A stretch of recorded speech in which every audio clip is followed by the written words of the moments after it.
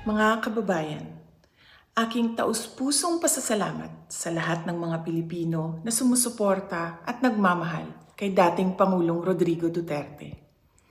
Sa mga kababayan natin sa Pilipinas, the Netherlands at iba't ibang panig ng mundo, napakalaking bagay para kay Pangulong Duterte ang pagtitipon ninyo para sa kanyang pag-uwi at kaarawan.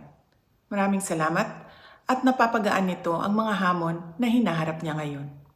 Alam din ni Pangulong Duterte na haharapin niya ang ICC na kasama ang lahat ng mga Pilipino sa iba't ibang panig ng mundo, lalo na ang mga kababayan natin sa Pilipinas. Sa kanyang pagdiriwang ng kanyang 80th birthday, huwag nating kalimutan na ipagdasal sa Diyos na sana ay biyayaan pa siya ng mas magandang kalusugan at mas mahabang buhay. Hilingin din natin sa Diyos na sana ay makauwi na agad si Pangulong Duterte sa Pilipinas. Ang ating mga pagtitipon ay nagpapatunay ng lakas, tapang at paninindigan ng mga Pilipino.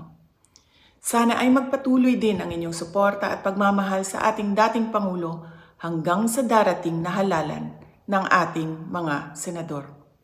Sa inyong kaisog, suporta o pag-ampo, kami nagasandig o naghinaot nga atong makabot ang hustisya alang kang Rodrigo Duterte sa mga Pilipino ug sa atong nasod Pilipinas. Syukran.